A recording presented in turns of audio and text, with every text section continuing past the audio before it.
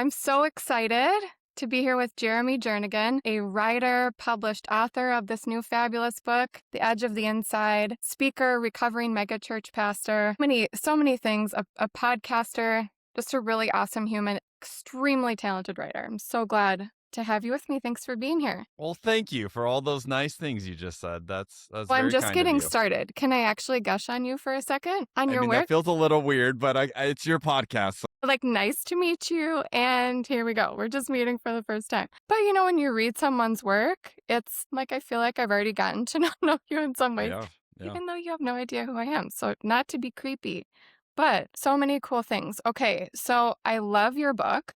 It is so well written. Like the way that you thread stories through your writing and like take huge theological concepts and make them digestible is a true gift. And you mention Greg Boyd and Rob Bell in your book and how they've been pivotal for you. And I see why you connect with them because you definitely have very similar attributes to them in those like storytelling and deep theological understanding. And also, something that I love about your book is that, okay, so we both enjoy Greg Boyd, and he is the one that taught me that, he uses the quote, God made man in his image, and man, being the gentleman that he is, returned the favor. And, talks a lot about how we're naturally inclined to project our own image onto God and how we can only know love and compassion as deep as we know love and compassion. All that to say, what I love about your book is that I felt like Jesus and God were free from projection, and you let the reader like be over here kind of wrestling with difficulty or questions and doubts, while Jesus and God are the only word that comes to mind is like pure, So yeah, that's all. Well, Thanks that for letting is me gush. an incredibly kind thing for you to say. You just mentioned two of my heroes who, I mean, they're brilliant on levels I'll never understand. But I do love what they do is certainly what I strive to just scratch the surface of, which is, can you take something big, Yeah. something complicated, Yes. something that you're like, wow, that's a lot, and make it really tangible? And Yeah. to me, there's something amazing when you see the lights come on for someone Yeah. with a new idea or Mm-hmm. an experience with God or something. They go, oh my goodness, I've never understood that before. And, for me with God, it's like I grew up in the church. I grew up with all the projections of God that, Mm-hmm. those of us with that background have. I'm a second generation preacher. So I was the kid running around the pews. I have all of that. Yeah. And, you were told like God is this way and not that way and this way, Mm-hmm. not that way. And so, okay. And, that works. And then my journey was just realizing like, I think God's bigger than this. And I Mm. don't know how to go on that journey, And Yeah. for me, it meant I had to kind of leave my tribe behind Yeah. and explore some new tribes. Yeah. One of the things I love about what this book is doing is it's making more room for others on the edge where Yeah. you don't have to fit. You don't have to adhere to this belief or that belief. You can just Yes. experience Jesus and be Yes. true to that. And Yep. I just love that conversation. Same.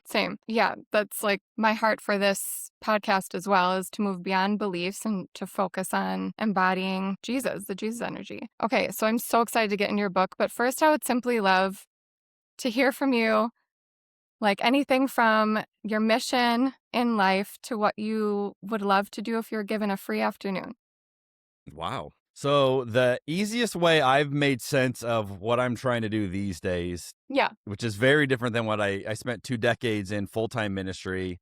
I was a lead Was pastor, it thought two I was going to decades? retire. Wow. Yeah. Thought I was going to Yeah. retire in that role, like literally Yes. loved it. Yes. Discovered it wasn't for me, which I Yeah. think maybe a lot of your listeners have discovered things that they thought were the dream. Then you're like, this isn't my dream. Yeah. So I discovered that. And so now what I really try to do is help people rebuild their faith after it breaks. Yeah. So after something falls apart, after you realize, hey, your theology wasn't enough to get you through this season you're going through or this Yeah. thing that just happened to you. Yes. That was the thing for me when I walked away after a pretty traumatic departure from ministry, which is part 1 of the book. Yeah. People would ask me, are you and Jesus okay? And Yeah. it was like, yeah, Jesus and I are fine. The church and I have some things we got to work through, Yeah. but I didn't equate it with Jesus because I had already done this work. I had already rethought Jesus. I had Mm. already, so Jesus, my view of Jesus was able to withstand Yep. all of the the bullshit that I had to go through. But Right. for a lot of people, that's where it breaks, where it's Yeah. like, oh, and I have found if the only version of Jesus is from like one church community, Yeah. then if things ever go south with that church community, you also tend to lose your view of Jesus because that's the only Jesus you know. Yes. So I love helping people like, let's build a more robust understanding, a more robust experience with Jesus. And, it's not a one size fits all type deal. Yeah. And so I think that's the answer to your I first love question. that. Oh, no, A I'm just robust talking. understanding of Jesus. I love that so much. And what do you like to do in your free time? Oh man, What brings you joy? I love to read. I love enjoying a good beverage with friends. So Love I'm a that. huge wine guy, but there's something about sharing a bottle or, being in a wine tasting with friends. Like that's like an ideal afternoon is doing that. I don't Yeah. live near any wineries, so that makes that a little bit difficult, but I'm raising 5 kids right Oh, now. you have So 5. That's yeah, so I don't have a ton amazing. of time for hobbies. Like my Yeah. wife and I just before this were like, okay, so we just have to like talk like, all right, which kid has to be where at what time? Right. And it is, I Right. mean, it's like Yeah. it's a math equation that you learn in school of the 2 trains in the night. It's like how do Yes. you get everybody to the right place? Yes. I like being a dad. I like being a husband. I Yeah. like family Oh. time, and my kids are all young right now. So our oldest is Mm. 17, youngest is 10. Mm. And so, like, I'm in a unique season, right? Where it's like Yes. they're not all going to be in the home forever, but right now. Yes. So I reassure myself of that, Kate, when I Yes. when I feel like I'm not as productive in my day as I like I didn't get a ton done, and I'm like, you know what? You were dad today. You were there. You did pickups, drop offs, all that. So I love that. And I'm amazed because your oldest is 17 and then youngest 10. And I have an almost 16-year-old and an 11-year-old. And somehow you have 2 more humans. How did you do that? yeah, you weren't And as crazy as we were. and I want to touch on this later too, but something that stood out to me in the lead up to the release of your book was your sweet relationship with your wife Hmm. and how some of the videos that she did. I was genuinely touched by that and the Hmm. authentic support that was there. I love that. So I can just feel that you're very She is authentic with enjoying that. so incredible and such a gift to the point where I've literally told her, you need to like sell this part of you and let other people like hire you to do this because she Yes, is the ultimate champion for people. I love that. And what's so cool about her is like, and she'll say this, Yeah. she can think of more ideas of things to promote me than she can think of ideas of like what she wants to do. Like that's just the way her brain is Wow. wired is like, Yeah. you've got this going on. Here's 10 Wow, things I can that's think of. cool. And I'm like, you need to like do something with this because it's a gift, Yeah. and people's brain is not wired like that. But I mean, yeah, if anyone watched like my social media stuff, not only like the regular content I do, what's funny is the thing that has made me most well known that most people know me for is this Yeah. series we do on TikTok called Jer, I Have a Question. Yeah. And it is 3-minute or less videos. She'll Yeah. ask me some random question. It's all her idea. She always comes up with, I don't know what's coming. That is the thing more people know me for than Yeah. any book I've written, any sermon I've done, any blog I've written. I mean, Yeah. none of that. I didn't It's know that it these, was between you 2. yeah. So it's just I her love asking these that. questions. And then she Yeah. does this thing where it's like her walking from her desk to mine and it's her feet like sped up walking. And it's people love, I don't Yeah. understand it. People love it. Yeah. But like I literally have told her, I'm like, you're the champion of everything I do. And so I hope everybody has a partner like that where Mm, you find someone that you're just like, I am a bazillion times more me and a better me because of you. And that's how I feel about my wife, Michelle. that's stunning. That gives me goosebumps. Yes, that's the ultimate goal. I love that. Okay, so your book, The Edge of the Inside, how did it come about? Why did it need to be born into the world? And who did you write it for? So good. It came about through a lot of pain. Mm, And when, I think we process pain differently, right? As humans, like based on what makes sense to you. I'm a writer, so I have to Mm. write. I have to like Yeah. process the words. I have to get them out. And Yeah. even in the process of getting them out, it helps me refine how am I feeling? So it's like Yes. seeing the words. So even like that's Yes. how I think about journaling for me is like seeing like I'm the observer of my own thoughts and I Mhm. get to learn from my own thoughts. And it's like, Mm. oh, this I is feel how I'm that. feeling. This is how I'm Yep. seeing. Yep. So for me, it was like it started there. I have to write this out Yes. because this jacked me up Yeah. and I need to do a deep dive. Then I realized this is what tons of people are feeling. And not this the specifics are different, right? But Yeah. that has been the coolest, most encouraging part of the book Mm. is not people saying, "Oh, Jeremy, like what a fascinating story." It's people telling me this is my story too. And Yes. obviously the details are different, but what they're saying is I so resonate with Oh, what this story is getting at. And right. like as a writer, that's the coolest thing in the world that you're like, Yep. I was That's all able to you write want. something Yep. that connected to all of these other people's journeys. And like, Yep. I mean, that's like, I don't care what the book sells. Like just to have that moment, you're like, Yes. that is so, so encouraging. And Yes. that's what's been really cool. So it's the whole idea is a Richard Rohr phrase of moving Yep. from the edge to, from the center to the edge. And Yes. his idea was that we expect the center to be where most truth is found. So if you want to Yes. go to find God, you got to go to the center of that. And, Richard Rohr makes this argument that no, truth is found on the edges and not in the center. And that was like, that's what I realized. Like, that's been my journey. Like, I Mm. came from this center for Mm. decades, thought it was the end all be all.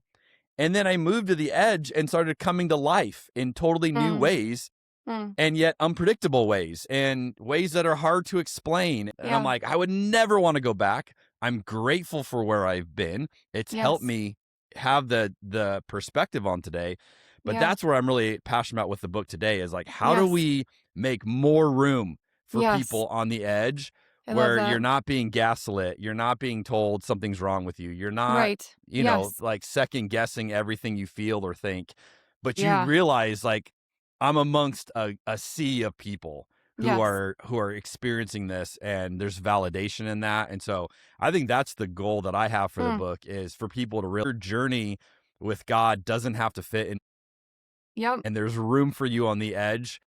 And it's the people that have been told like something's wrong with you. You don't have enough faith. You didn't do this right. You're, Mm. whatever. Yeah. And there's a lot of us, Kate. There's Yes. a lot of us. That's what I'm learning. Would you like to share a little bit of your story of moving from the center to the edge? Sure. And I get into some of the gnarlier details of this in part one, but It I'll was give you it's really fascinating to read. That was an unexpected piece for me was to read your journey of leaving your job as a pastor. Some parts that like really broke my heart, shocked me, really moving. I'm really glad that you shared that.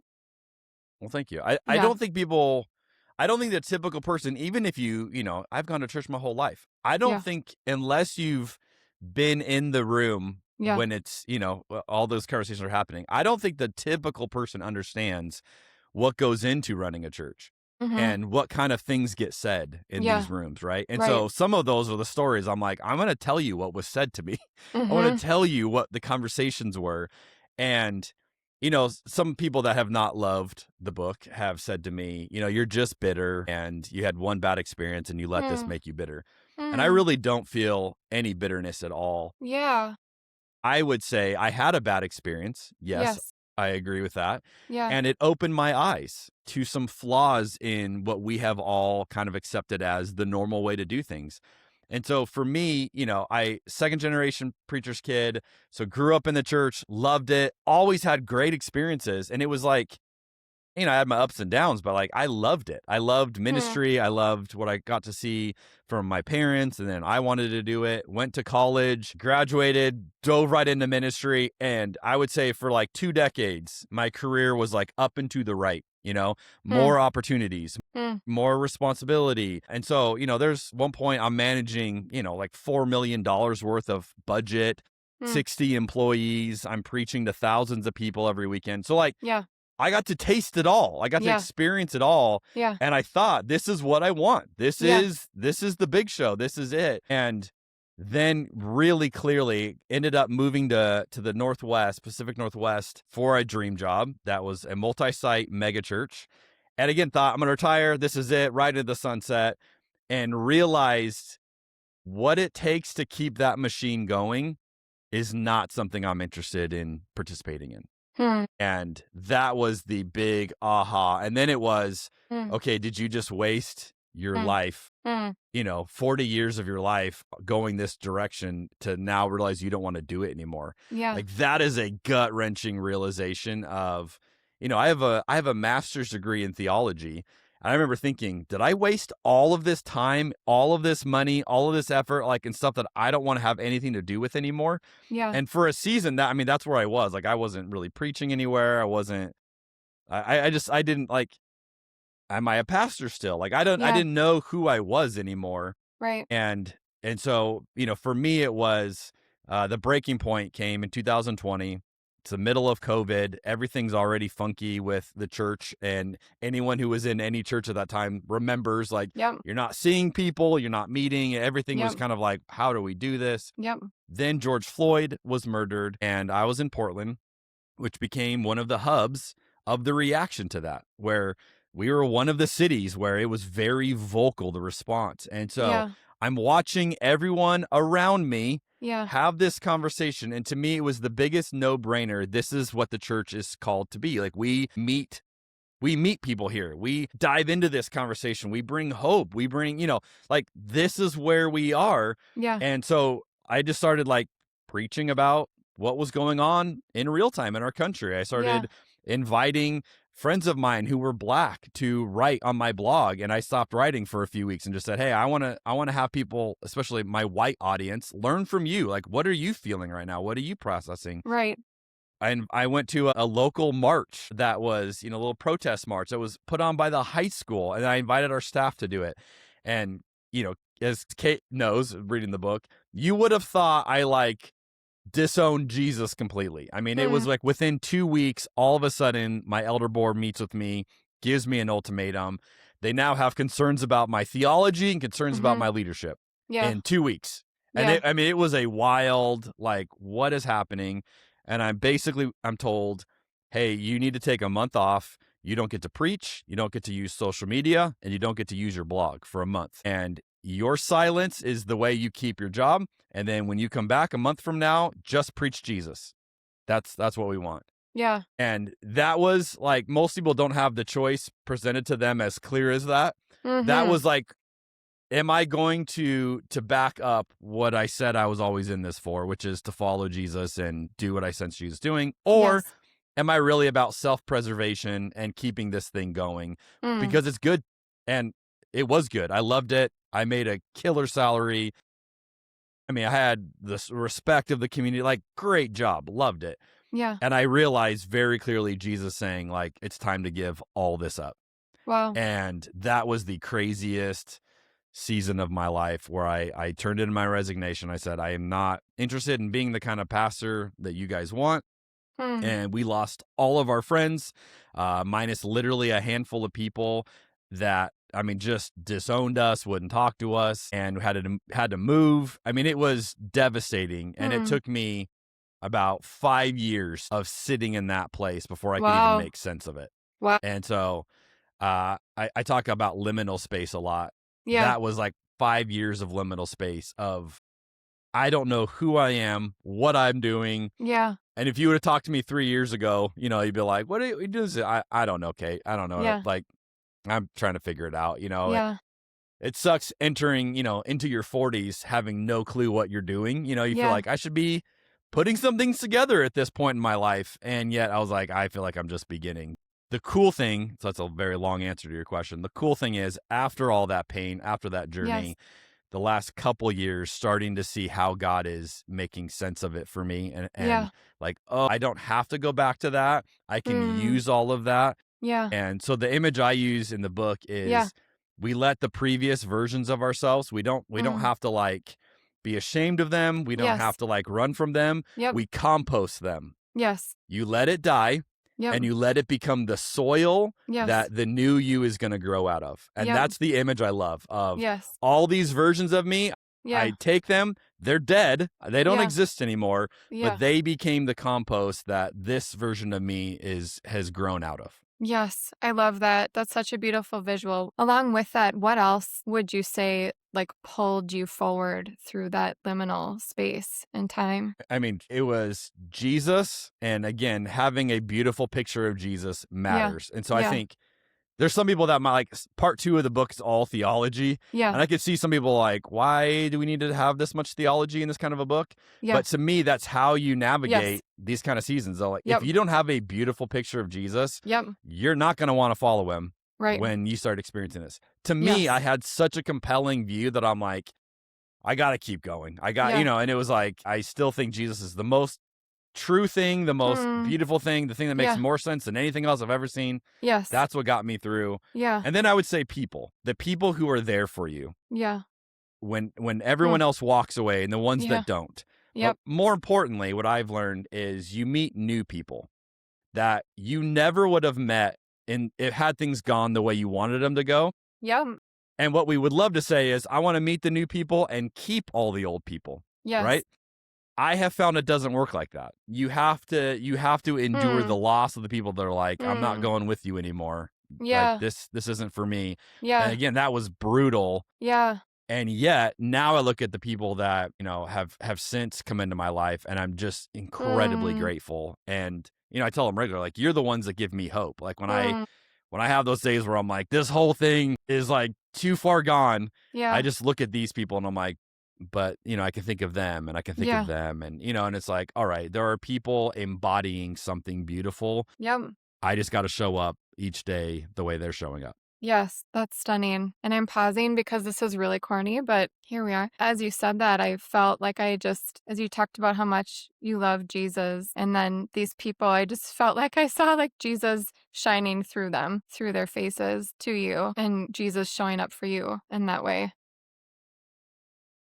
I mean, Like, not to be corny, but no, that's what it was. I mean, and that's the thing. It's like, I think people walk away when you yeah, have a traumatic experience or you have a bad yeah, experience. You walk away because you think, if Jesus is the way these people are portraying it, yeah, I don't want that. yeah, And one of the things I've told people, and I usually get an interesting response to this, but I'm like, look, if you were to tell me, I told my therapist this week, and he laughed at me. If you were to tell me I'm that excited. I have to go back Yeah, and believe in Jesus the way I used to, or the uh-huh, way that people wanted me to, I yeah, wouldn't follow God. Like, I'd be out, and I would say, like, yeah, not interested in that at all. And so that's how serious it is. But yes, because I don't have to go there, because I've seen, like, oh, it doesn't have to be like that. That's what gives me the chance to keep going. That's where it's like, yeah, I absolutely see Jesus's face through new people that they also would never have fit in that old model either. mm, And together we provide that encouragement to one another. And that's yeah, what, that's why I love these kind of conversations. I yep, love meeting more people that you're like, you too? Like yeah. you've experienced this, and it's like, This gives me there's that hope. Yeah, energy of like, we're not yes. alone. Like, Right. oh, It's this is so true. awesome. And even you just saying you met more people, I'm like, you did? Where? Tell me. Yeah, right. Okay, so you talk about theology being really important. And I am curious, like Greg Boyd wrote the foreword to your book. I love Greg Boyd too, as I said. What was it about his teaching that was formative for you? And what like theology shifted perhaps how you saw Jesus from like that old way that you mentioned to how you see Jesus now? Good question. I love these kind of conversations. All right. Same. So I went to seminary Yep. and so early 20s, and, read everything, graduated, and, I'm an expert. I'm ordained. I've got it figured out. And it was the first time I was like, okay, for a long time, I've always had books I had to read for school. Now I don't Yeah. have anything. Well, Yes. I'm Oh, I'm yeah. just a lifelong learner. I love reading. So I'm Yes. like, all right, now I can pick any book I want to read because I don't Mm. have textbooks. Yes. So I just started reading things, and I don't necessarily recommend these books because they're not the most entertaining, but you know those books that are like 4 views of whatever? I don't know if you've seen these, but like I don't know if I have. they're the Tell me nerdiest more. theology books. Okay, cool. 4 views on God's, whatever, some Yeah. attribute about Yeah. God. And it's like Yeah. 4 different theologians will argue Cool. different stances. Okay. Sure. So I started reading these because I was just Yeah. like, hey, I want to see their ideas I don't know about. Yeah. So I read this book called 4 Views of Divine Foreknowledge. Okay. Okay. And it's basically, how does God know what God knows? How does God know the future? Like, Interesting. in what Yeah. way does that play out? Yeah. So I read this book and I'm reading these 4 views. Well, I get to a view called The Open View of God, or Open Yes. Theism, by Yes. Greg Boyd. Yep. I had never heard of Greg Boyd. I'm in Arizona, right? I'm not Minnesota. I never heard Yep. of Greg Boyd. I've never Yep. heard of The Open View of God at this point in my 20s. I read this, and Kate, I don't know if you've had like a moment where like you stumble into like an idea that you're like, Yeah. I'm never going back. Like, Right. this idea completely changes everything. And Yes. for me, that was one of those. The Open View of God, which I get into in a whole chapter in my book, Yep. was one of the ideas that I was like, my gosh, I think I just met Jesus, Yep. like, for the first time, Yes. even though I knew him, but Yep. like now I know him differently. Like, Yep. this was a game changer, that God didn't just foreknow everything and we're all just kind of robots playing along to a script, but like Yep. Jesus was meeting me in this moment Yep. and responding accordingly to what I Yep. do. And like, I mean, like, literally God Mm. came to life. So Yes. then I'm like, who the hell is Greg Boyd? Because this guy is changing my life. So then I read, I discover he's got a book called God of the Possible, which is a full book just haven't on the read open that view of one. God. Oh my Yeah. gosh, phenomenal. So that was like, so this 4 Views book is my gateway drug. Then I go God of the Possible with Greg. Yeah. And I mean, I cannot get enough of this. Like, this theology is beautiful. And here's what I start to think, and this is Yeah. not stopped. I start to have this thought. I'm a second generation preacher. Yep. I have grown up in the church. I have Yeah. been around the church my entire life, and Yeah. I didn't know these ideas existed. Right. Like, what else do I not know? Mm. And that has been a journey that I have Mm. intentionally launched into of, Yeah. I want to be the guy that is learning things Yeah. that I don't know. Yes. And then I want to be the guy that's sharing those ideas. Yeah. So part of this book for me is, Yep. I'm writing to the 20-something-year-old Yes. version of me Yep. that would have loved Yes. this book. Yes. That would have been like, this is a breath of fresh air. I've never Yes. heard these ideas. And that's been what's really cool. A number of people have told me that part 2 of the book, which is the theology, Yep. a number of people have told me, we've never heard these ideas before. Yes. And I'm like, yes, like, you got to be exposed to them earlier than you would have been, or like earlier than I was, because it took Right. me, again, a couple decades of working through this. Yep. So that's how I stumbled into Greg. Then, and I don't know how long you want the story to go. Then I'm I love like, it. I'm so fascinated by this guy. I want to see what a church looks like with this kind of theology, right? Because Yeah. I knew my tribe. I didn't know how Greg's. Yeah. So my wife and I mean, seriously, just fly out to Minnesota for a weekend. Because Cool. I'm like, Yeah. I want to go see this. Yes. So we end up going to Woodland Hills Church, which is where Yes. Greg's been a pastor for many years. Yeah. And we meet Paul Eddy. I don't know if you know who Paul Eddy is. No, I don't. So Paul is like a teaching pastor at Woodland Hills, and he has taught at Bethel and has done a bunch Yeah. with Greg. He's been Yeah. like one of Greg's right-hand guys for Yeah. like a lot of years. They do like book editing together and stuff. I Cool. meet Paul Eddy, I think, like in the lobby. And Yeah. you know, he's like, what are you guys doing? We explain the whole story. Like, I'm a pastor at this church in Arizona. I read this book, you know, all this. And he's like, well, do you want to meet Greg? And I'm like, oh my gosh. I mean, this is because Greg, this is a mega church. So this is not like a tiny little, like, Right. this is a mega church. Yes. And I'm like, I could meet Greg. He's like, yeah. I was like, I'll take you to our offices, and like, I'd love to introduce you. And Yeah. I mean, I was not expecting this, had not, you know, I love that. put that on my bingo card.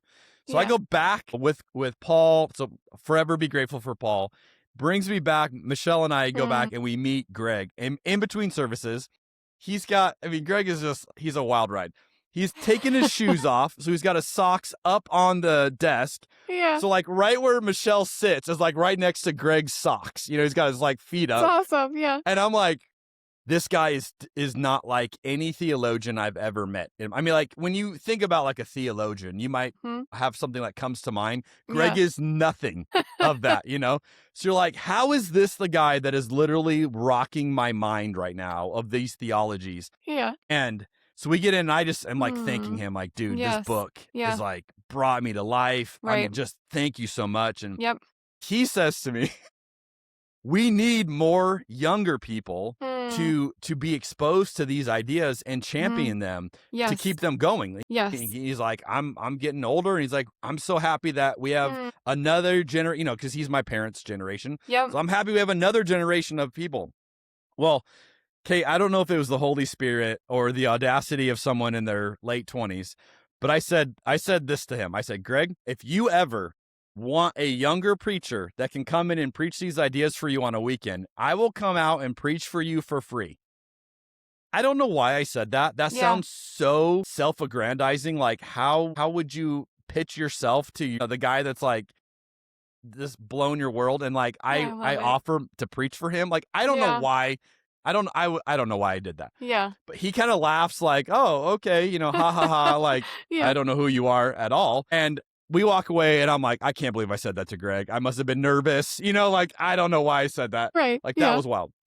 About 2 weeks later, I get an email from Greg. I don't Yes. have Greg's email, but I get Yes. an email from Greg. Yeah. And he's like, "Hey, dude, I looked you up and I watched some of your stuff." And he's like, Sweet. "Dude, you can preach. I'm Yes. going to take you up on your offer." So he flies me out.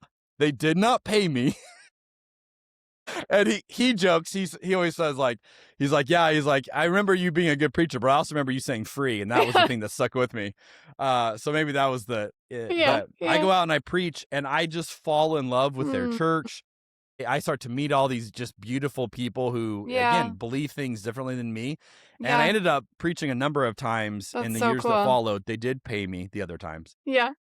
but it became this beautiful, friendship. And I just said, Yes. "Hey, dude, if you'd be willing to like mentor me at any whatever Mm. that would mean for you." And he Yeah. was like, "Absolutely."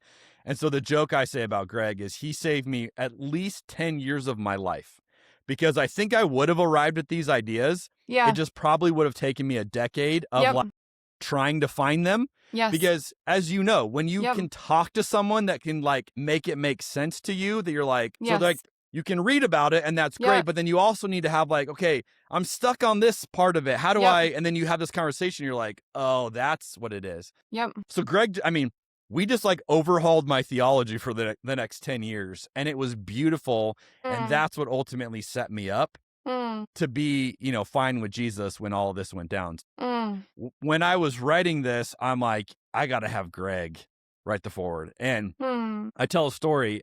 When it all went down, I Yeah. called Greg and I was like, "Hey, I'm going to publish the elders' ultimatum to me on my blog, Yeah. and I'm going to let the world know, like, Yeah. this is what they're telling me." Yeah. Cuz I thought our church will turn on them and Right. basically say, like, "We don't support this. We support what Jeremy's doing. We don't agree Right. to this." Yeah. And Greg's like, "Absolutely do not think you should do this." Yeah. And Yeah. That struck me I was like, in the book. "I want to do this." And Yeah. he's like, "I know." What do you And he's say? like, Why "Yeah." would I not do this? Yeah. And I was like, "Greg, if I don't do this, like, they win. Like, Mm. I have no way this is my only way to make this work." Yeah. And he just said, "Jeremy, I strongly believe you need to not defend yourself in Mm. this moment." Mm. And because of my respect for him and the Yeah. relationship that we had, Yeah. I listened. And I was like, "All Yeah. right, I'm so glad I listened." Yeah. It was the absolute last thing I wanted to do, because what I feared would Yeah. happen is Yeah. absolutely what happened. No one knew what was really said to me. They just knew the version that got told Yeah. publicly, and I Yeah. lost. I lost my job. I Mm. lost my friends. I lost, their narrative is the narrative that stuck. And I had to just sit in that. And Mm. so I make a joke in the book. I have two jokes that I'm most proud of in the book. One of them is I explain the ultimatum letter, and then I say, "And if you'd like to read a copy of the letter yourself, you can find it in the appendix of the book." And then the very next I line I actually say, got excited. yeah, the very next line says, "Just kidding," right? Because it's like, Yeah. Right. I'm still not going to publish that. Like, I still Yes. want to, but I'm Yes. still not. But that's the point. Like, Yes. I can tell my story without having to try to make them the villain, And I think Yep. that's what it is released of, like, yeah, I think what they said to me is absurd, but that's not the point. Like, the point Right. is, letting God, show up in the midst of it. So, Yes. gosh, that was a long Yeah, I was answer gonna to ask your you what question. I love it. I love every minute of it. I was gonna ask you what you think, like, the nugget of wisdom was there that he shared with you, but you said, like, not making them. So I brought this up. We did Yeah, for our launch team, we did a Q&A video with Greg, and I brought this yeah, story up to him. And yeah, I said, "Do you remember this, as clear as I do?" yeah, And he said, "Yeah." And he goes, he's like, "Jeremy, think about what would have happened if you would have published that." And he's like, "You mhm, would have gone to war with them." And I was like, "Yeah." He's like, "You mm, would have dragged that entire church through a battle mm, between the lead pastor and the elder board. And yeah, now there's documents that yes, everybody is picking sides." And yep, he's like, "It would have been one of the ugliest things you ever were a part of." And he goes, yes, "Instead," he goes, "you got to feel what it felt like to be Jesus for a moment, right? Where mm, you got to just lose." And mm, and he goes, "And I believe that was what wow, was ultimately what would have been best for you." And wow, I don't disagree. yeah, It's just when you're in that moment, yeah, everything is telling you self-preservation, right? Like, right, fight back, use right, your voice to, take them down. right, And in that moment, it was like, no, I'm going to let them win yes, and I'm going to lose. And yet, in that losing, yeah, I met Jesus in a profound way mm, that I had never experienced Jesus up to that point. And I don't want to like blow past this, like, yeah, and then, read my book, Happy Ever After. It was like debilitating. I'll just be real. yeah, I have this vivid memory. I was going to say I'm not a crier, although that is less and less true of me the older I get. mhm, I didn't used to be a crier, I think is a more yeah, accurate statement. There was like this day where I turned in my resignation, and I remember I'm sitting at the dining room table or kitchen table. The kids were gone. And it was just Michelle and I. We're in Oregon. And I remember it was like my body finally caught up to everything that happened wow, and I lost it. wow, Like I started weeping yeah, uncontrollably where I was shaking yeah, and like almost like a violent cry of right, like my body's like purging. yeah, And I remember I had to like lay my head down on the table because I yeah, couldn't stop shaking. right, And I just remember Michelle just sitting next to me with her hand on me, mm, just like mm, there's nothing she can say, but it's like everything of this, yes, like my dreams are dying in me right right, now. right, My belief in God right now is dying. My belief yeah, in the church, like right, all of it was just like literally dying. yeah, And I had that moment that was like the most aggressive cry I have had in my life. mm, mm. And I was like, yeah, if you want to do this, if you want to follow my footsteps, get ready for that because like that's what it had to entail for me. Yes, yes. Oh, that's stunning. And that brings me to something that I feel like I want to get into the theology a little more, but I do want to say, like, your book, not to make this about me and self-centered and self-focused, but like reminded me of that time, like you mentioned towards the end of the book, like you never forget where you were when the foundation of your faith or your like understanding of God just fell out from under you. And I too, I was working in kids ministry and I can see it clearly teaching preschoolers the story of Abraham and Isaac. Oof, Um, it's a tough one to teach right? kids. And I felt like like, not to be morbid, but like death entered the room. You know, like you could just feel it. I'm like, something is not right about the way that I'm teaching this story right now. Looking into their sweet faces, what I'm telling them, that this story is somehow a foreshadowing of Jesus to come. Like, I'm like, this, I could feel my true self, felt like everything was fighting within me. And that led to, years of research and understanding theology and dark night of the soul, depression, the whole thing. A couple things, and then I'll stop going on and on. But your book, like you said, you would have loved to have had some of this information going through that time.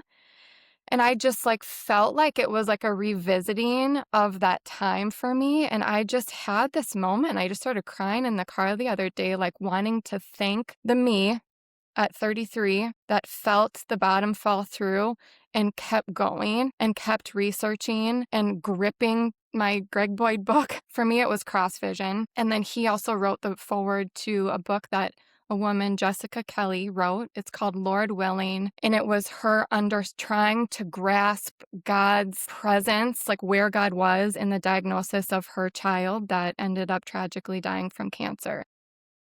Because for me, a huge part of my faith crumbling was having my babies, loving them so much, and like, how could a loving God let children die? Like I just couldn't wrap my head around that. And that's what open theism helped me through.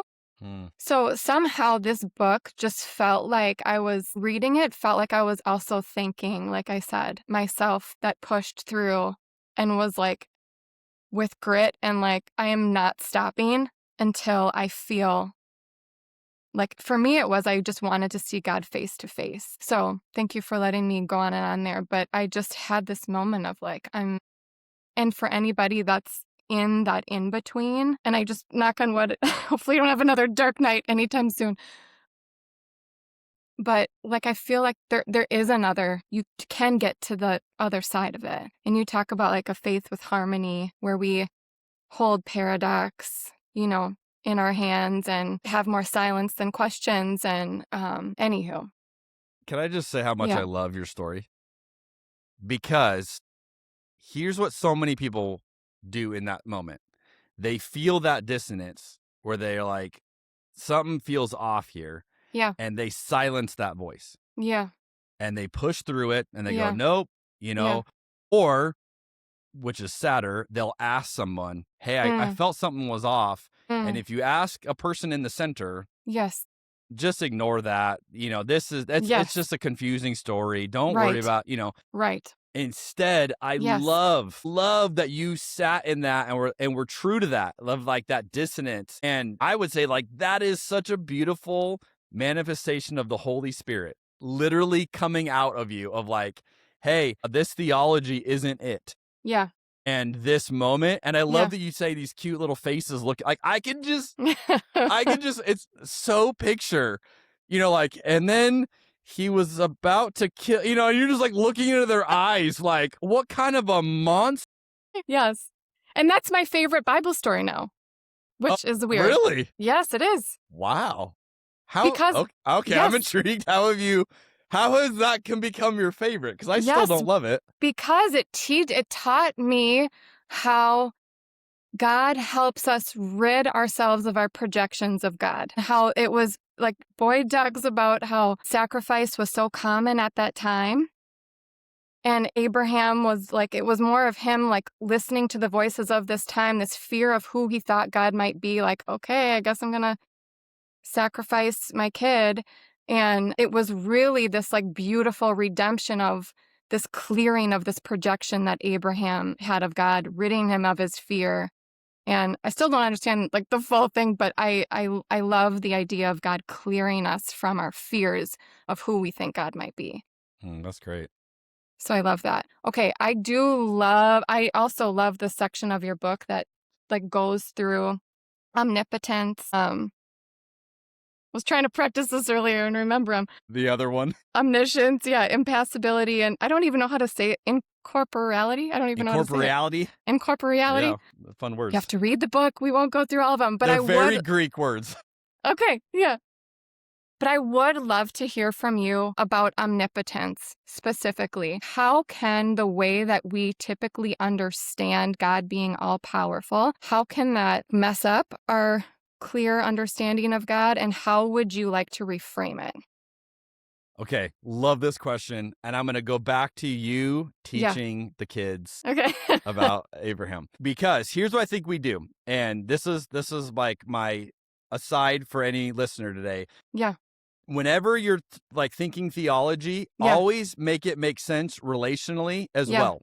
Mm. Because the problem is we make a lot of Yes. our theology or abstract ideas that Yes. we're like, Yes. on paper, this Right. makes sense about God. Yes. Yes. Until you get into a moment where you're like staring at someone's face and you're like, Oh, that's "Mm, so important I and don't good. think this Yes. works."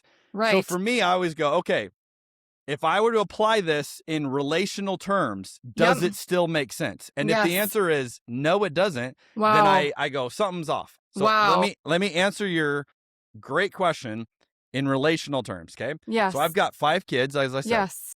Let's Oh, set up a heartbreaking scenario with my own children. I'll use my own kids so that it's not morbid to anybody else. yeah. If I'm a dad Yeah. who is watching my kids, let's say in a swimming pool, okay, and Yeah. all 5 of my kids are swimming, and something happens in the water, something gets crazy, a storm, whatever, Yeah. and all of my kids need help at the same Yes. time, and Yes. and if I don't help them, they're going to drown. Okay, Yeah. so this is the setup. Yeah. Now imagine in scenario one, I can save all of my kids. I Mm. have the ability to do it. I have the time to do it. That I can save all of them. So jumping in, getting Yeah. my kids out. One Yeah. kid, two Yep. kid, three kid. I get 3 of them out, and then I stop, and 2 of my kids drown. Hmm. Is there anyone that Hmm. you know that would Hmm. look at that scenario and say, he's still a good dad. He saved 3 of his kids? Hmm. No, you would say, why did you let 2 of your kids Hmm. drown if it was in your power Right. to save them? What kind of a monster parent would allow that? I mean, so Right. like, again, now where people critique this, they're like, well, you're trying to think of God in human terms. It's like, Right. no. I'm trying to think of God with the imagination, the logic God gave me. And if it can't make sense here, it sure is not going to go beyond this, right? So now I go, okay, so in that scenario, you would say that dad, me, whoever, is a monster to allow 2 of your kids to drown when you could have saved them. Yes. Okay, so now let's change the scenario. Yeah. So same setup. Yeah. 5 of my kids are swimming. Some is going bad. I start jumping in, but I can't save all 5 of them. Like I don't have the time to do it. Like the first 3 is the only 3 I can save. The other 2 drown because by the time I get back into the water, it's too late. Yeah. Do you look at me as a father differently, even though the outcome is exactly the same? Mm. And the answer is yes. Mm-hmm. You would say, this is an amazing dad. And now your heart breaks with my heart Yeah. because you know that I wasn't able to do what I would have wanted to do. Yes. Right? So the outcome is in both scenarios is exactly the same. 3 of the kids live, 2 die. Yeah. But the way we understand what the dad was doing Yeah. completely reframes Right. how we view that. Yes. Why is that a problem? Because we live in a world Yeah. where we can have 2 kids that get cancer, which let's Yeah. start there. How do kids get cancer in a world like this, right? But we get lost in the weeds there. Yep. So let's just take, we have 2 kids that get cancer and we're going to pray for these 2 kids. And this is, if you're in a church, this would not be uncommon that you would have families in your church that you would know about and you would pray. And now imagine, as many people have not had to imagine, they've seen, Yeah. one of the kids gets healed Yeah. and one of the kids dies. Yes. And then we say, sorry that God chose to save, Billy, but Right. didn't save Timmy. Right. And you're like, what? Like, so God could save them both, but didn't save them both? And here, Thomas J. Ord is really a pioneer in this theology, if Yeah. anyone's interested. Yeah. He's the one that really helped me think through this idea in particular of Yeah. the view that we have of God just willy-nilly saving some is Yep. pretty monstrous. Yes. Now, the pushback I get, because people cannot handle this of like, no, God's still good. The pushback is, well, you don't know what God knows. Maybe, I've literally heard this, maybe God was saving them from something worse that they were going to experience later. Or maybe that kid was going to grow up to be the next Hitler, and so God was saving the world from them. Right. Which I just want to say, okay, like, if that helps you make sense of it, great. Like, run with it. Okay.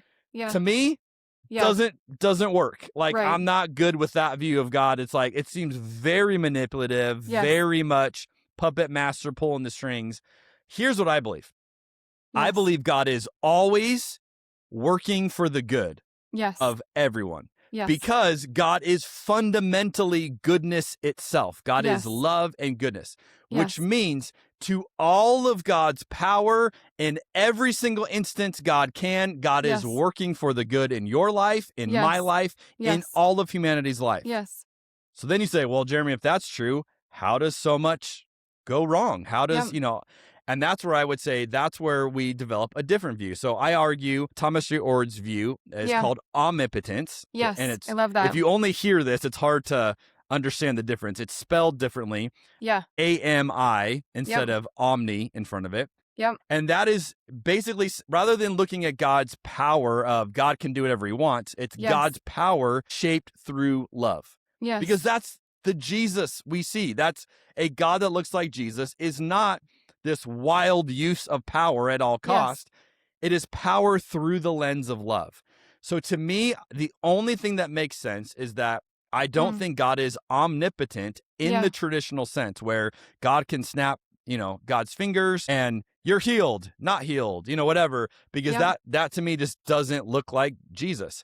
Yes. But I do think there are things that prohibit God from doing what God would want to do because Mm. of God being love. And I Mm. think free will comes into play here. Yep. I think, the way that God has made creation autonomous apart from God in certain ways. And Mm. so to me, it doesn't necessarily resolve every tension, Yep. but it allows me to deal with the tensions that we see and Yes. also remain with a God that looks like Jesus. Yes. And so to me, I tell people like, hey, the omnipotent thing breaks down pretty quick Yeah. when you start to go, why is God not doing more? Yes. And if that doesn't bother you, you have much lower expectations of God than I Yeah. do, Yeah.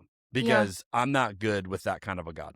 Yes. And ultimately, ironically, with the omnipotence way, it feels like God is that much more powerful. I think so. And it's a Yeah. God that created in such a way that it's the father who's like, I wish I could have saved you. I Yeah. couldn't save you in this situation. Yes. And so I'm going to grieve with you. I'm going to Yes. be there. It's like, Yeah. which is Jesus. I mean, literally, Yes. it's like this is what we Yes. see in Jesus. Yes. And there were villages where Jesus would go to, and the scriptures tell us, and he could not Yes. do miracles there Mm. because of their lack of faith. Like that's literally in the text that there was times Jesus couldn't do things, and yet we're like, no, no, no, God's omnipotent though. And it's like, I don't think God is in this Greek understanding that we Right. have. I Yes. think God is all powerful through Yes. love. And Yes. love has limitations. And love can Mm. always be hurt. That is like a key part of love.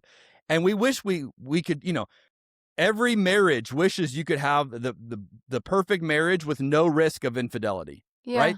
But you can't. There's always a risk. There's always Yes. that's the tension that love requires. Yeah. And I think we see it with God too, with Yeah. God's creation.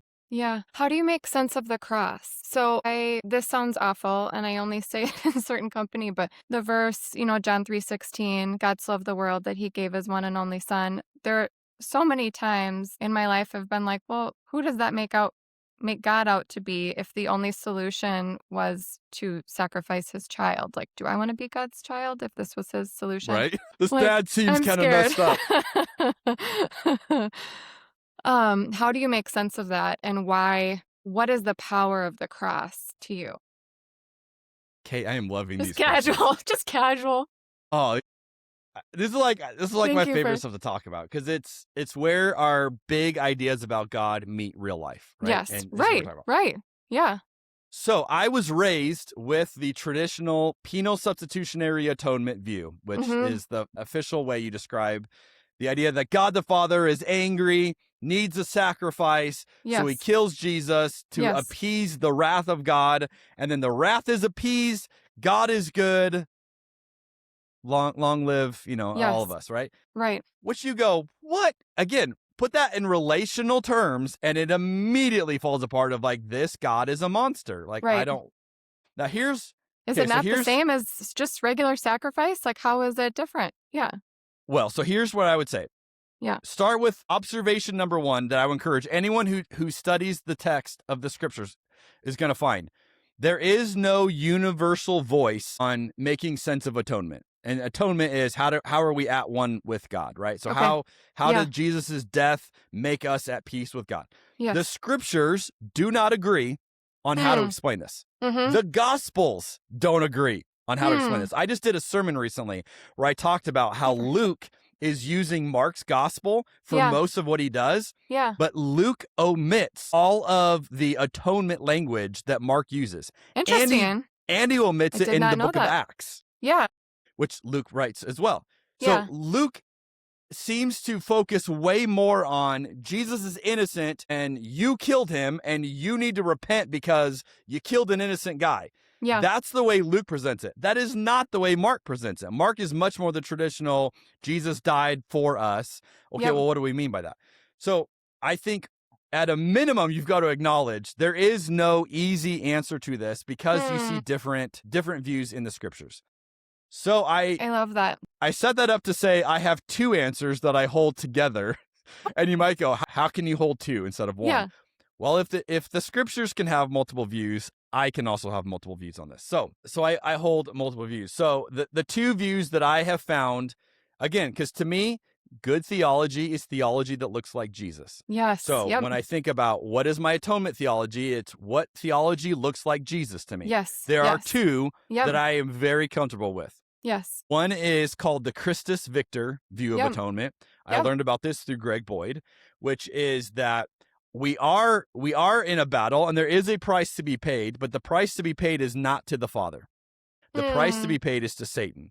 And you Yes. find a bunch of this language in the New Yeah. Testament that there is a debt that humanity has incurred, Okay. that Satan has a claim now, that Yep. creation has this rift. And now he's Yeah. like, look, they fell from you. You don't own them anymore. They belong to me. And to reconcile this, God's like, I will buy them back, kind of a ransom Yeah. back against Satan to Yeah. buy us back. Yeah. So God pays the cost of something that he already has or already had. Yeah. And again, I go, I can get on board with that view. Yeah. Sure. Now, I Yeah. struggle a little bit of like, it feels like we're giving Satan a I'm curious little about too your much views on credit. Satan and demons Yeah. and things, but we Well, can it feels skip like that for this now. view gives a little too much support of that. But there's a lot of language in the New Testament about this. The Yeah. second view that I also hold together that I think is also helpful is Yeah. the mimetic view of atonement. And Rene Girard was the one that came up with the mimetic theory of atonement. And I think this is fascinating. It's longer to explain. The short version would be this. We often need a scapegoat Yeah. to resolve conflict within community. And you see this all throughout history. He was a professor of literature, and he noticed Yeah. all the stories had this idea of a scapegoat in them, that, hey, Interesting. we got to blame someone. Well, look around our news right now and you see scapegoating on every local news station. Who are we going to blame for what's going on? Right. We always Right. have to blame someone. Yeah. Well, what he noticed is that cultures and societies Yeah. tend to blame a minority or pick someone vulnerable in order to make the system continue to run. Mm-hmm. So what he noticed is that this is how society worked. Well, then he started applying it to religions, and he realized that religions do this. Religions tell you who to scapegoat in Yeah. order to be right with God. Yeah. But then he got to Christianity. He started out as an atheist. He got to Christianity and he realized that the Christian view of God was different in this regard. That the Christian view, and he compared it to myths, where you have these myths of the world religions that are all told from the point of view of the scapegoater, the one who is choosing who to scapegoats. Huh. Then he gets to the Christian scriptures Yeah. and he notices that the shift is on the one being scapegoated. Huh. And he realizes, oh, there is a reversal happening here. And then he comes to see what Jesus does on the cross Yeah. as the breaking of the scapegoating mechanism. Interesting. And so it's the idea of he's the last scapegoat. Wow. So Jesus enters into this because Yes. we need to blame someone. Yeah. And literally there's a passage where Caiaphas says, isn't it better that one man die than the whole, community suffer? Yeah. And he's literally arguing for the scapegoat, even though he doesn't realize what he's arguing. So Yeah. they put all the blame on Jesus. Jesus takes it all, not because God needed to do it, because humanity needed someone to blame. Yeah. We had to purge someone. And in doing this, Jesus is like, look, I will be the last scapegoat. Yeah. You don't have to continue this cycle anymore. Oh. So to me, Yeah. those two views I hold Yeah. together to go, I think both of those help me understand how to make Yes. sense of the cross Yeah. in a way that looks like Jesus. Yes. You write somewhere God became weak with us. Something like that. Why would God have to become weak with us? Because this is love. Mm. Does not love require you to enter into weakness? Mm. Love requires you to enter into vulnerability. Mm. If I didn't want to be hurt, I should have nothing that I love. And, there have been philosophical schools that this is how they teach you, right? Yeah. If you remove all attachments, right? Yeah. Because the moment I have something I love or someone I love, I can be hurt. I'm vulnerable. Yeah. You do something to my kids, you can hurt me. You do something to my wife, you can hurt me. Why? Because I love them.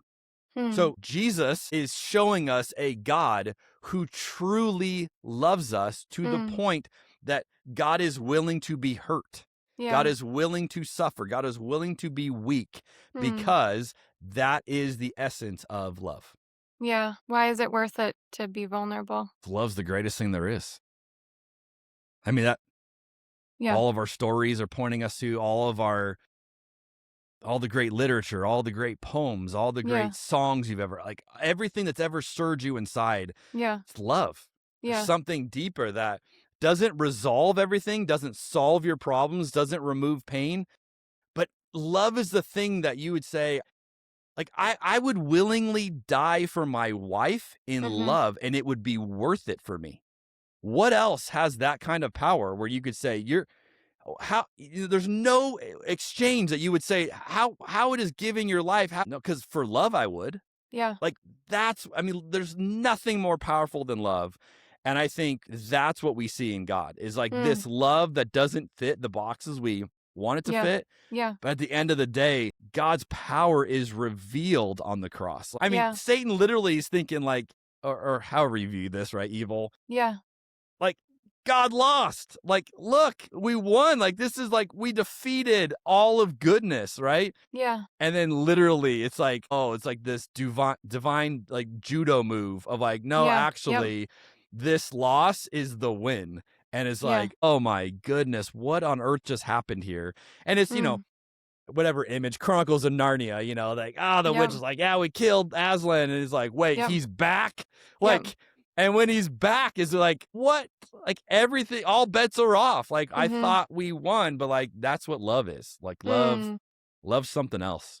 Do you feel as though love comes with you when you leave this earth? And what do you think about heaven? How do you view heaven these days? And I gotta tell you, of all the podcasts I've done for the book, these are unique questions, and I'm loving them.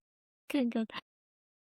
Gosh, what a fascinating My question. Okay, husband thanks you because whenever I try to get into these things, he's like, he just kind of like goes blank. So the podcast is really a gift for our yeah, marriage there you because go. it is my like spiritual It's your outlet. outlet. Yeah. Yeah. I love it. That's amazing. Okay, if I'm honest with you, this is not the answer you're probably expecting. Heaven stresses me out. Oh, yeah. Like, just the logical thought of this goes Yeah. on forever. Like, Yeah. and my wife and I kind of joke, like, Kind of long. yeah, like, does this ever stress you out of like, there's nothing else? It's just this, like, for eternity, right? It's like, Yeah, I love that. I don't Yeah. know. So, like, I think my imagination can't fully Mm-hmm. keep up with that concept. Mm-hmm. What I do love is the idea of God making everything right. Mm-hmm. I love that image. Mm. In fact, I'll give you a Greg Boyd illustration. That this is one of Mm-hmm. my. I was explaining this to my daughter the other night. She was asking about this. This is one of my favorite things Greg Boyd's ever told me, Mm. and this is my recollection of this in a personal conversation. So this is not like written down somewhere I can verify, but Yeah. one of our mentor sessions, he told me this, and I was like, I'm never going to forget this story as long as I Mm. live. So Greg is doing something he taught me called cataphatic prayer, which is imaginative Mm. prayer. Yes. And it's where you envision Jesus One of my favorite meeting you in a things. scenario or Oh, something, right? yes. Yep. And so rather than just I'm praying with words, I'm praying with my mind and I'm praying, Yes. with my emotions. Yes. So he's in one of these moments Ugh. and he's on this playground. And this is in his imagination in this moment of prayer. He sees all of these kids and they're in Holocaust uniforms. Okay. So it's all these kids in the Holocaust, but they're in the scene, they're playing on the playground and he Wow. sees Jesus playing with them. Wow. Okay. So he's looking at this scene and he goes up to Jesus and he says, how could you allow this? Mm. Like, you could stop this and you're allowing all these kids to go to the hall. Like I'm not okay with this. And Right. you're playing with them. Like, Yes. how is this okay? Yes. Kate, the thing that he said, Jesus Yeah. said to him in this moment, Yeah. is Jesus looked at him and he said, Greg, I'm going to make it up to them. Hmm.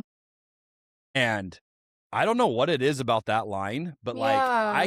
like if I ever had to like cry for something, like I would just think about that line and let my emotions go and I could cry every time.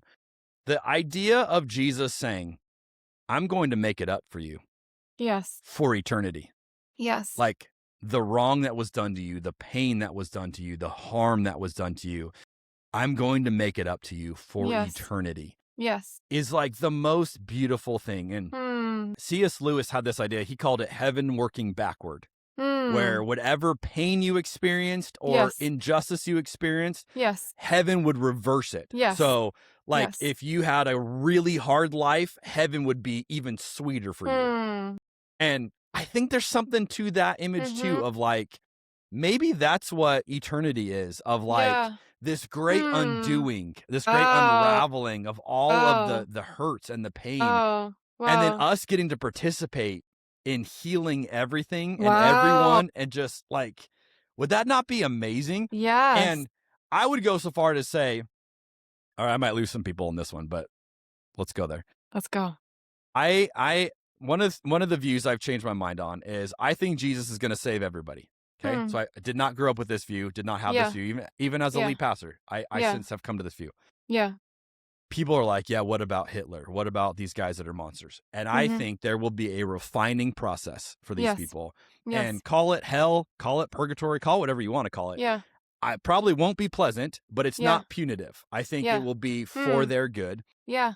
So here's the thought, though. And again, this might be Yeah. too much for people, but what if in heaven, as we're all healing these wounds and all of this, what if you see some of these monsters of history who did unfathomable evil, Yeah. and yet you realize you're not the same version of you Wow. that we saw, that something has happened. They've met Jesus. They've had that Yes. I've refining never process, thought about that. and then you get to participate in Oh. their healing.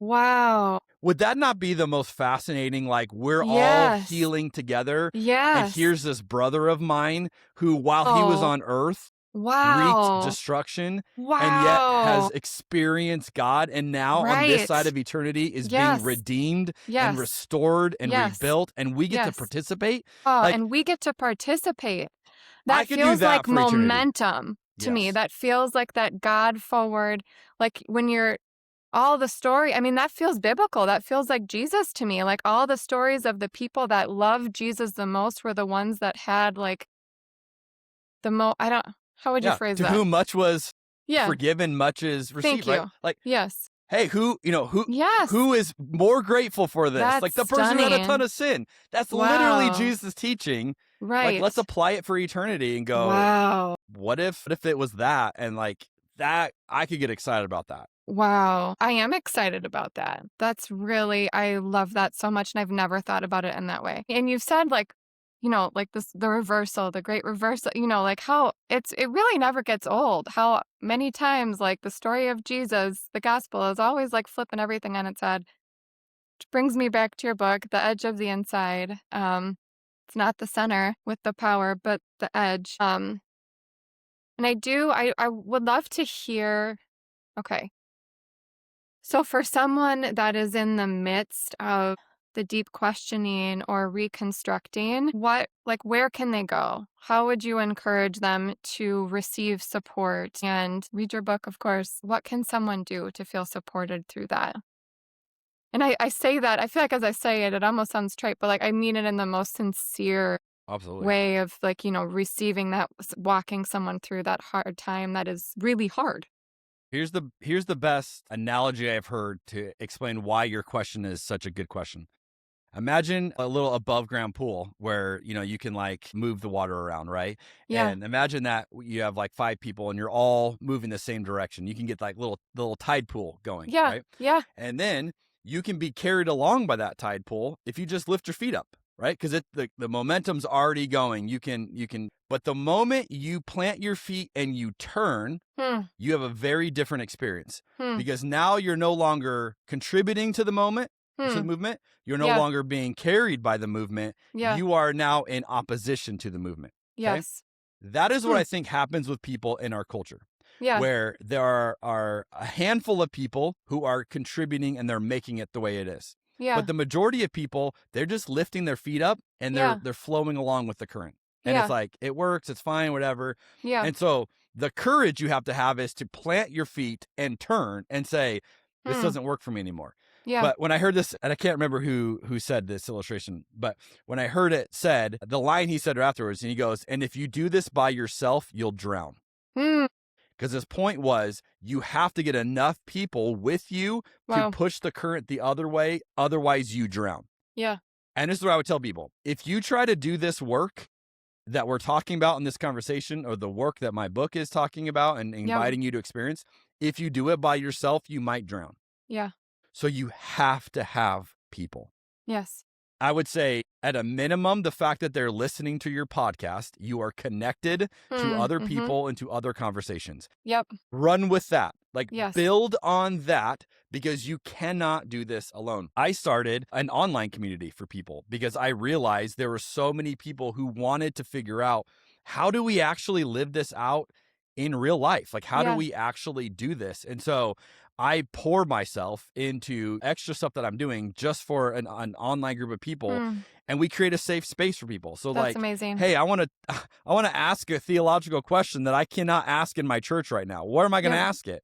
Yep. Well, we've created a space where it's like you can ask it online and no one's going to judge you, and you're going to get a Yes. bunch of answers. We do like Yes. a monthly video call where Yes. it's like, hey, let's check in, and like I get to hear from people across the country Mm. who are living out their faith in such beautiful ways, Yes. and every single one of them is like, I feel alone, and I feel Mm. like, I'll give you Mm. one example. Someone a couple months ago was on a call, and she Yeah. gave me a story that I have not stopped thinking about. Yeah. She talks about she lives in, I think, the Bible Belt, and so she's like, I'm in a very conservative place. There are Yeah. no churches around me that I would Yeah. resonate with.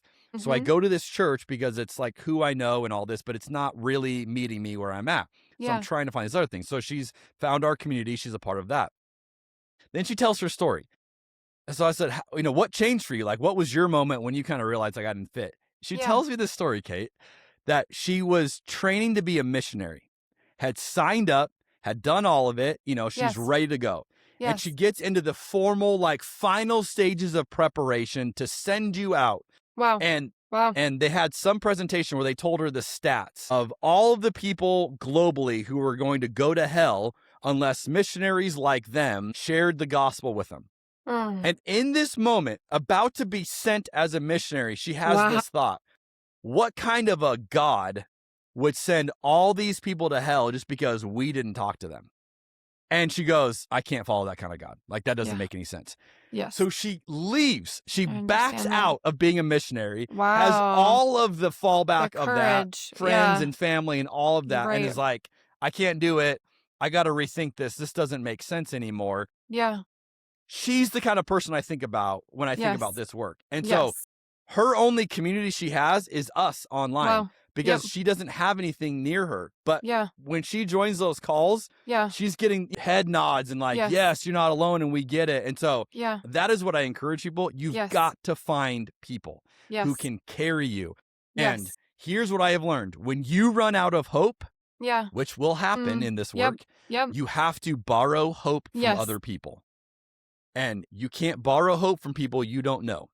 And so, Mm. when I'm feeling discouraged, when I'm on a Yeah. day where I'm like, I want to throw in the towel, this is not worth it, I Yeah. borrow hope from Yeah. the people in my life that I go, but you're showing up and you're doing it well. And you need to develop those relationships Yes. of people who you can be safe with. Yes. Sadly, many of us, and this is a theme I see all throughout my work, many of us have had to deal with the reality of the people who introduced us to Jesus Yeah. no longer recognize the Jesus in us. Mm. That Mm. is heartbreaking when Mm. your family members are no longer there for you, when your Mm. parents or Mhm. friends, they're Or like, they hey, look at we're you like you're crazy, like you said before. yeah, where Yeah. you're Yeah. going, I can't go Yeah. with you, and this is Yeah. you're out of bounds, and you're Yeah. like, Right. I You're out of can't do bounds. anything else. I have to go down this road. Yes. So you have to find people on the same road, and there Yeah. are. I meet Yeah. more and more of them every single week. And so Hmm. I would encourage people, like, you're already listening to a podcast that is introducing voices to you, run with that. Yes. Build on that. Find your people.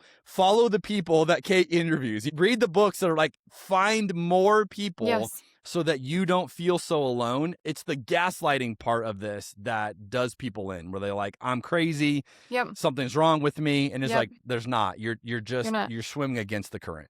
Yes. Yes. I love that so much. And it's funny that you said, how did you say it? That they don't recognize Jesus in you Mm-hmm. anymore. Like, that actually kind of blows my mind you said that, because it was when I poured out all my fears about God to my a first time meeting with a spiritual director who then I had for 7 years, that what she said to me, "I see Jesus in you," as I was sharing all these things that for whatever reason that like was a light bulb that just helped me keep going.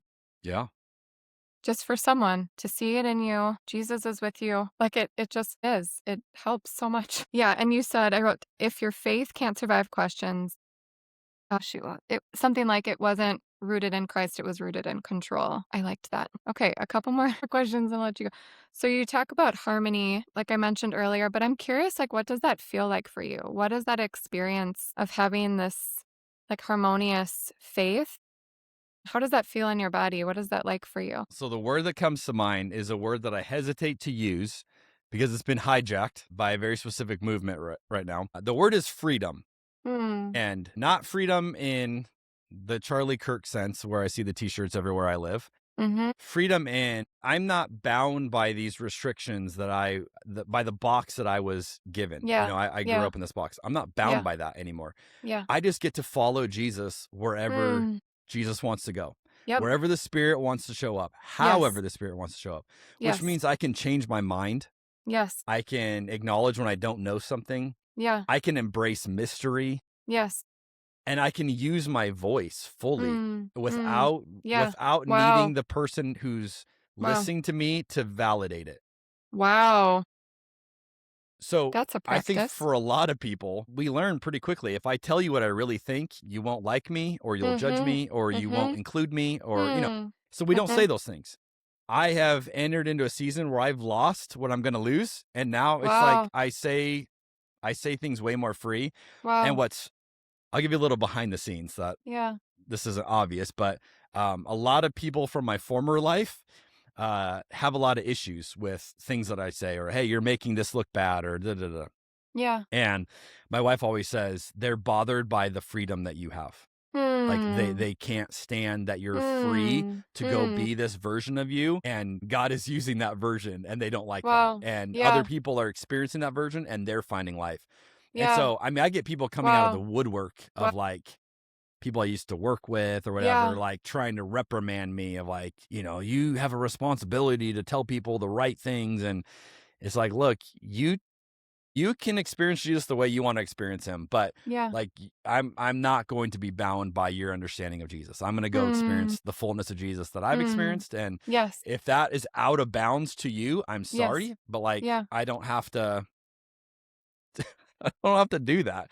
Yeah. And it's just a freedom, and that's what that Hmm. freedom is what I'd want for everybody to say, Yes. freedom to be you. Wow. And here's what I've learned. Freedom isn't the ability to say whatever you want. Yeah. Freedom's the ability to say what you want, regardless of what it's going to cost you. That's Hmm. freedom. Because it always Yeah. costs you something. It's not like I can go Yeah. say whatever I want. It's like, no. But the freedom I have is I can say what I want to say and I Yeah. can pay the price that I'm going to Yeah. pay. And I go, Yeah. yeah, that's freedom. Yes. So where do you see the future of Christianity? I think I talk about in part 3 of the book, I think there's 2 camps you can look at, and they're Yeah. called different things. I call them the institutional church, which is kind of church as we know it, Yeah. and then the deconstruction community, which Yeah. again gets called lots of different things. Yeah. I think the institutional church will continue to lose momentum Yeah. and lose numbers of people. I think the deconstruction community will gain momentum, gain numbers of people. I think they will come to a point where it'll be maybe not 50-50, but more like peers, where Yeah. these are 2 different expressions. Yeah. And then I think we'll have a choice to make. My Hmm. prayer and what I write about in part 3 is that we Yeah. would lean in together and we Yeah. would bring the best of both of these expressions of Christianity, Hmm. That's and my prayer too. we would allow that to keep us from the weaknesses of both models. Wow. So either we do that and a Yes. really beautiful version of the Yes. church emerges in Yes. that, Yes. or we decide to schism even harder Wow. and we draw, really funky lines and we don't talk, and, there's even more branches of Christianity in the future, which history would indicate we're capable of that as well. But Hmm. I think this Christendom model Hmm. of, I love Christian that. nationalism will break it. It'll get it to a breaking point. And I think once that breaks, the institutional model is not going to have the same kind of power and levers that it used to have. Mm-hmm. And that's when I hope that side of the aisle leans in and we build something new together. I love that. Well, thank you so much for your time. I'd love to close with some rapid fire questions if we Let's can do do it. that. Yeah. Before I do, I just want to say I thought a number of times as through our conversation, if like I would, how do I say this? I would love to go to your church. Like if you if you had a church and we was in our community, I would go and I would trust my family with your theology and the way Oh, you teach God. thank you. Um, yeah. Um, like a few things you said, I'm like, I want my kids to hear this, which that's a big deal for me. By the Okay. way, my So 17-year-old yeah, has almost read the entire book. that's special. And not because I That's made him, sweet. but he's at the age where, these ideas are interesting to him. And I had this Wow. beautiful moment, Kate, where he's like wrestling with all these ideas. And, we have these late night conversations that are amazing.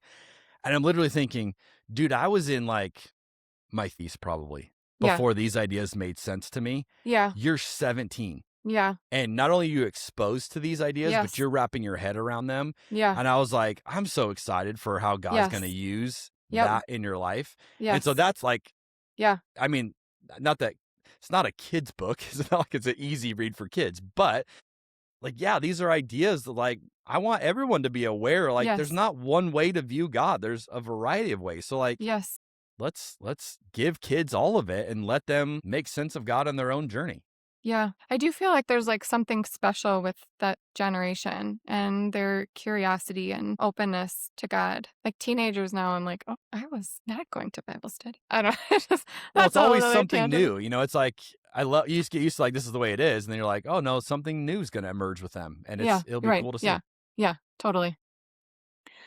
Okay, cool. So, rapid fire. Feel free to take your time or as little amount of time as you want with these. So, okay. When or how do you remember the presence of God from within your body? I think about two stories. Yeah. One was in the season leading up to when I started sensing things were getting tense as a lead Yeah. pastor. I went to the Oregon coast and by myself for a couple nights and just was on the coast. And I did a cataphatic prayer moment Hmm. one of the evenings. So I'm imagining a conversation with Jesus and I were sitting on the beach that literally I was in a beach house. So it's like it would have just been, a stone's throw from where I was sitting. So I could picture it very vividly. Yeah. And I was very stressed out in this season. And I remember telling all of my things to Jesus as he's sitting next to me on the beach. And I'm just like unloading. I got this and this and this, and this isn't, whatever. Yeah. And Jesus starts laughing.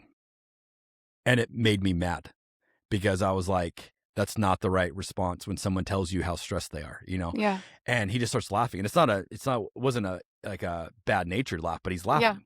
Yeah. And it really bothered me in Yeah. this moment where I'm like, why is that the reaction I'm seeing? And then he put his arm around me Mm. and he said, I've got you. Mm. I've got you. Mm.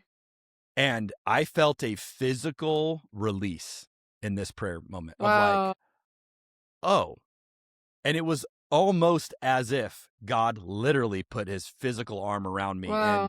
And when someone offers you touch that you Wow. desperately need and you can Yeah. feel like the Wow. chemicals in your body changing with that touch, Yeah. Oh. that's like what it was, but no one Oh. touched me.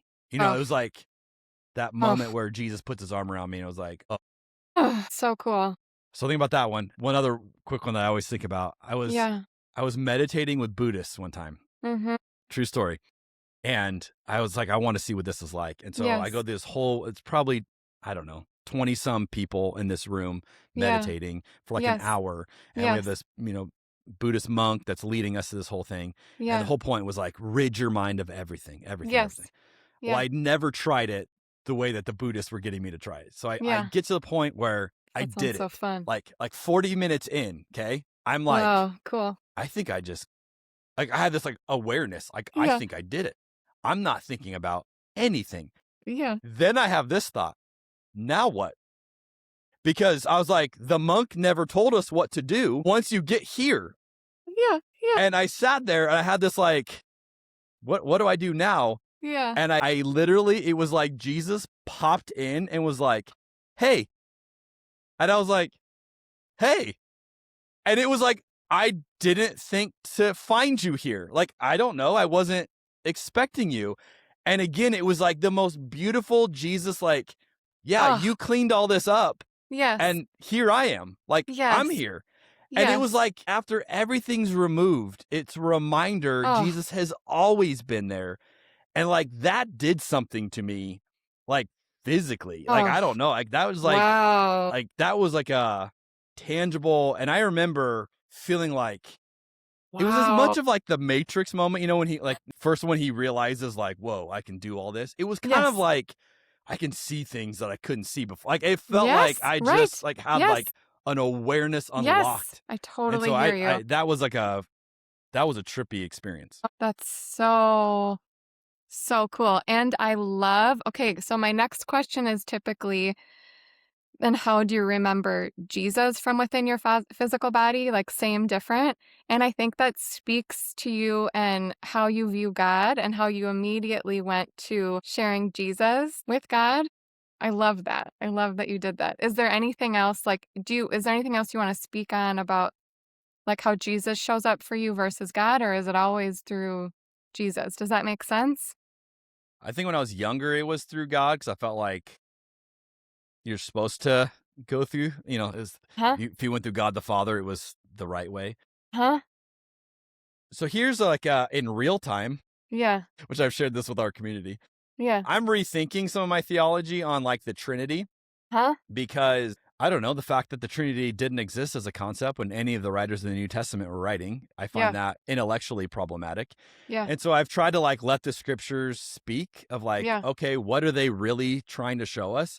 And I Yeah. think, it's a little bit messier. So I like lean in the mystery of like, not necessarily like God in three perfect forms. Like it's like, no, Jesus is what God looks like. So it's almost like this God on display Mhm. is what Jesus is. And so Mm. it's like this manifestation of God. Mm. So I don't need to go to any other aspect of like I just Mhm. stare literally at Jesus' face. Like that's Mm. what God looks like. I And love even that. like I teach through the book of John every weekend. I do 10 minutes or less. And I'm noticing as I'm going through this how Yeah. much Jesus separates himself from the Father. Huh. Like Yeah. I'm just doing what the Father has Yeah. sent me, and God Yeah. and the Father, like he's greater than I am. And I'm like, Yeah. so much of this language breaks down this idea that we have of the Trinity. And Yeah. yet when you just assume it's like that's a non-starter, that you don't entertain it. But now I'm like, Yeah. I think it's like more mysterious than this of like Yeah. Jesus is like, look, I'm not the Father. Yeah. I'm revealing the Father. Like, Mm. I don't know. And so even Mm. in that, there's something that I'm like, all right, Jesus, Yeah. I'm on board. Show me. Like, Yes. Yes. let's see what you got. That's really cool. I'm revealing the Father. That's really cool. Okay, I love to hear, so what does faith mean to you? I love hearing, because faith is so often only associated with like a certain set of beliefs. So I feel like we could dust it off a little bit and like what does like faith mean to you these days? I think faith is choosing to move forward in the gap.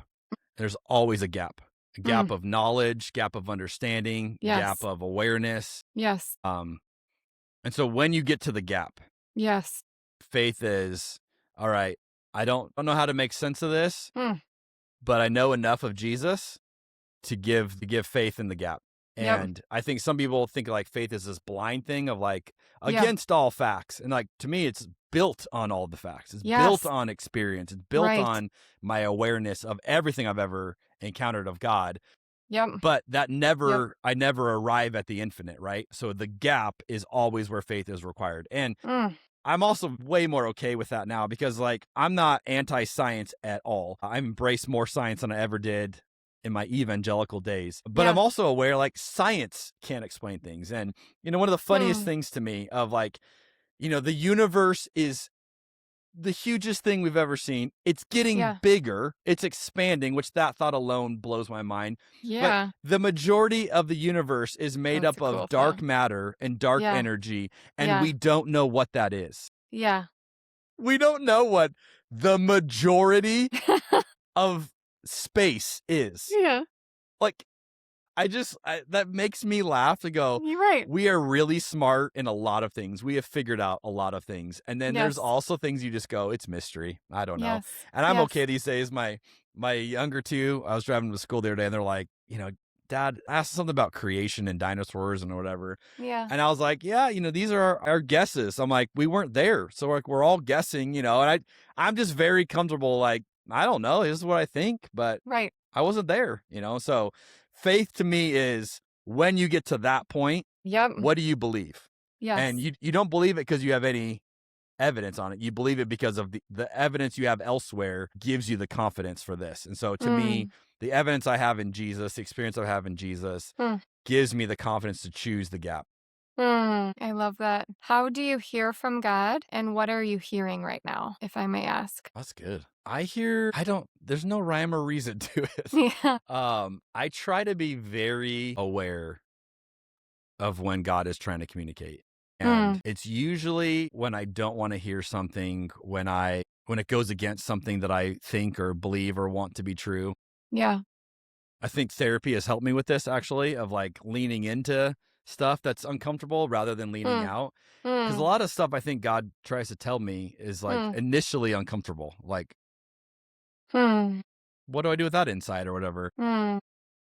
And so a lot of time, I mean, it could be the voice of my wife, to be candid with Mm. you, of like, she's telling me something that she Yeah. sees that I don't really want to hear, but she's probably right. It could be a That's kid. humbling. Well, talk about when a kid does it to you, like, "Hey, Dad, do you know Oh, that da right. da da da da?" Or Right. point something out, and you're like, Right. "Wow, yeah, you're not wrong." And so to me, those are all invitations of the Spirit to Wow. like, "Oh, I'm learning something about me or God or whatever." Yes. I mean, like I said, theologically, I read like a maniac. I love discovering new ideas. I love listening to other people like, "Hey, how are you making sense of this?" Yes. I love being in community. I teach twice a month at a Mennonite church right now. Cool. And they have this practice that I adore where it's only one service, it's a small community, one Yeah. service. And then there's like 45 minutes of discussion of people hanging out, get coffee, donuts, whatever. And then they call it double take. And for an hour, we do like a question and response with whoever wants to stick around, with whoever did the message. Wow. So it's not just like, hey, I had a question on this quote, which it can be Yeah. that, but it's also getting the community to respond in real time to what was just shared. Wow. And I found that God is communicating tons to me through that, of Yeah. listening to people. So I Yes. just gave the sermon, and yet I'm now listening to people's reaction in real time of how God communicated to them through that sermon and what they heard and what they take Yep. away from it. Yep. And I am loving that. Loving that, and that's been a really cool way for me to hear from God in this season. That's really cool. Okay, lastly, I love to end every episode with an invitation to healing, whether that be through like a small mindset shift or a physical practice. Just love healing. It helps me come more alive. Anything that you feel compelled to invite us into for the days ahead. So I've referenced this numerous times already. I'm a sucker for cataphatic prayer, Mm. imaginative prayer. Oh, I love it, and I think you can use it in a variety of ways. You can use it to go back through like previous events. So if you have like mm. a traumatic event and you go back and you revisit and you just ask like, Jesus, where are you here? Yes. Like, help me to see where you are in this memory, and inviting, Jesus to show you something. Oh, That's obviously can be painful, yep. but it can be incredibly healing. Yes. I did it the other day. I had something happen. This is like more in real time. And Yeah. I was really bothered by it. Like, it didn't sit well at all. Yes. So I was like, Jesus, you and I need to talk about this, because I Yeah. literally was like, I don't know where you were. Yeah. So Yep. I had like this moment where I was like, I need you to show me, like, where were you Yep. on Sunday night? Like, I don't know Yep. how this took place. Like, I don't know where you were. So to me, that's like a go-to, Mm. because I think it's so much more tangible for healing Yes. than Yes. just sometimes words alone, Yes. of letting your imagination go there, letting Yes. your heart go there. Oh, One of the things I'm learning in counseling yeah. is that I tend to logically try to solve all my problems, Yeah. and my counselor has encouraged me Mm. to try to do it with more of my emotions. Mm. This is a long story, but just kind of That's funny beautiful. end note on this.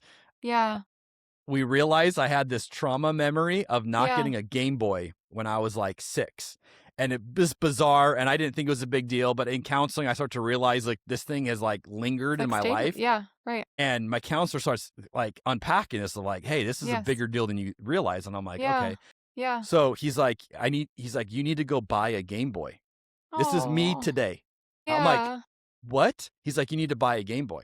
And I'm like, that I is the kinda love silliest thing. that. Why would I go and buy a Game Boy? I was like, that doesn't make any logical sense.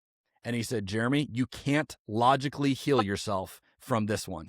And he goes, go buy a Game Boy and emotionally feel what it feels like to do it. And Kate, you can't see it really, but it's right there in my background is this Game Oh, Boy that I have yes. displayed on my shelf that I see because it is a visual Wow. sign of healing. Yes. And to me, Oh, it's a reminder of you can't get there on your logic alone. And that, I don't know for everybody, like that's for me, my oh, reminder of like, I got to do that. that is stunning. That is so stunning. And I kind of like laughed a little bit earlier when you said that Jesus laughed in response to you. And I didn't mean it in an insensitive way, but rather, oh my gosh, that's so funny because I have had multiple times in imaginative prayer with Jesus where he has this laugh that just feels so light and free. Doesn't it? Yes. It's a little unnerving. And I was like, that's just so funny that, I mean, it's like we're meeting in the same place somehow in imagination. I mean, but You know, isn't like that this is cool. if you didn't think imaginative prayer was legit, what you just said is so cool. Like we're experiencing Jesus in similar ways in our separate imaginations with Jesus. Like you know what I mean? Like that's like trippy. That's Quantum-y. I don't yeah. know what it is. Yeah. I Yeah. love that. Yeah. Such a joy. Thank you, thank you, thank you for your time and for the work and the stunningness that you put into your book. I'll link it in the show notes, of course, and anywhere else that people can go to find your community. So jeremyjernigan.com is my website for all the stuff that I do. So that's where you can find, I do a couple of podcasts. I do a weekly blog post, all the Yeah, I stuff with the loved your book. 10-minute podcast. I listened to Thank some you. this week. Yeah, so Yeah. I do those. That's called Rebuilding Faith. It's just trying to Yeah. help people put the pieces back Yep. together. Like if you're Yep. deconstructing, you're like, I don't know what I believe anymore. Like, hey, Yep. we'll do 10 minutes of this. So Yep. yeah, all of that is at jeremyjernigan.com. And you can see like some of the stuff I do on social media. I put links to it all on there as well. There's a website for the book called edgeoftheinside.com. That's all the stuff just for the book. But yeah, I try to make it easy, put it all in one place because I do a lot of I try to just go wherever my creativity and my imagination goes. So it ends up being a lot of weird stuff all over the place. I love it. Cool. Well, thank you again. It was a joy to meet you. I feel like we're longtime friends now. I agree, and I am so grateful for the questions that you have asked. This is a different interview than all the other interviews I've done, and I really have Mm, enjoyed the conversation. I've enjoyed the depth that we've gone to, and yeah, I love having these conversations. So I'm hopefully so your grateful. listeners are not too too nerded out by some of it, but I love it, and I so appreciate Same. your heart and what you're offering to people in this space. Thank you. I appreciate that. Thank you. Thank you. Thank you.